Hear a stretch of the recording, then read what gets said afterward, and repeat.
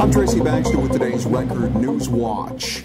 It's a big day for the city of Middletown. Today was opening day for classes at the new Touro College of Osteopathic Medicine. The medical college now housed in the former Horton Hospital building.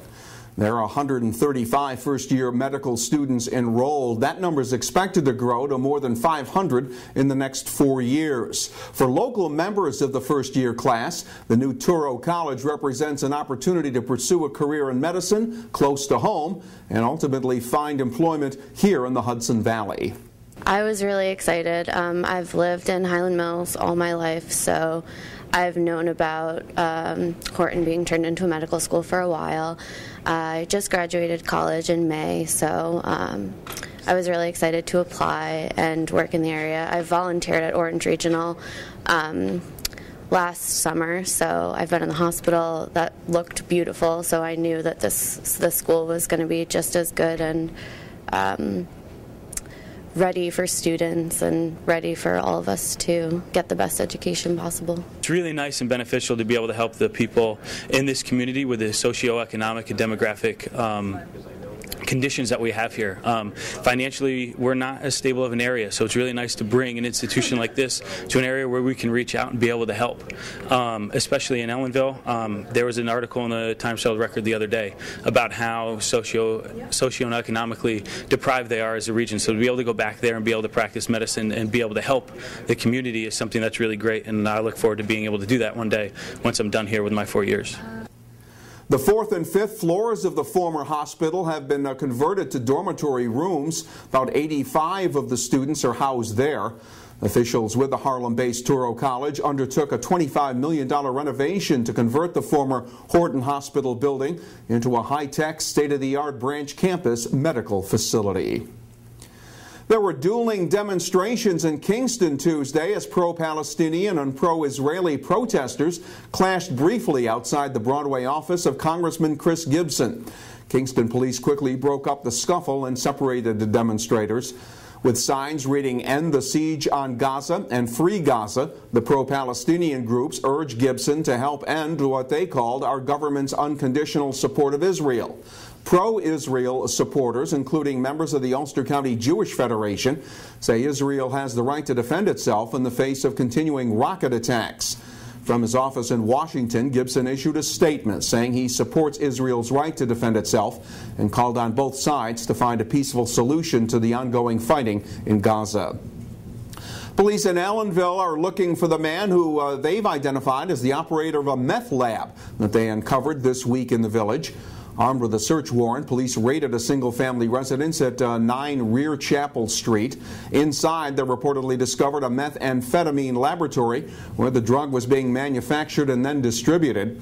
Ellenville Police Chief Philip Matrician said it took the specialized responders more than 6 hours to remove and destroy the dangerous solvents that are used in the creation of meth. Police have been searching for the meth lab operator, identified as 31-year-old Jeff Wolcott. Anyone with information on his whereabouts is asked to call Ellenville Police at 845-647-4422.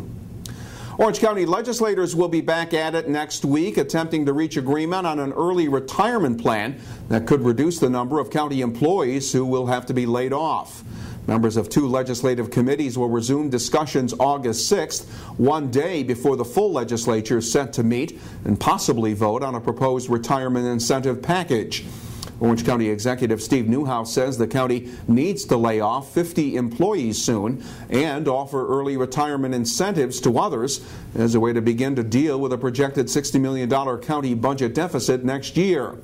Legislators are holding off any discussion about layoffs until they find out how many county workers will take early retirement. A man from Curious Joel has been charged with sexual misconduct and endangering the welfare of a child. State police investigators say 27-year-old Joel Mendelwitz had been involved in a sexual relationship with a 15-year-old boy from Curious Joel since October of 2013. The boy's father found evidence of the relationship and reported it to state police. Mendelwitz was released pending an August 7th appearance in Town of Monroe court. The Kingston Police Department Special Investigations Unit capped a 4-month investigation this week with the arrest of a city resident who they say had been selling heroin throughout Kingston. 44-year-old Claudine Straub was arrested on Franklin Street. Police say at the time she had more heroin in her possession. Straub will face felony drug sale and possession charges. What began as a routine traffic stop for state police in the town of Montgomery turned into a lot more when a records check determined that the driver was wanted on an immigration warrant.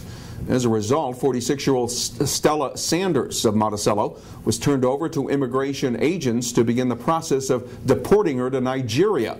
And a passenger in her car, 46-year-old Sharon Daly of Monticello, was also wanted by state police for an outstanding DWI warrant. And they came to say their goodbyes to a man who had given so much to Kingston and its firefighting community. Funeral services were held Tuesday for Ronald Matthews, a 64-year member of the Kingston Fire Department and founding member of the Kingston Volunteer Firemen's Museum. He was 81 years old. Matthews was laid to rest at St. Mary's Cemetery following services at St. Joseph's Church in Uptown Kingston.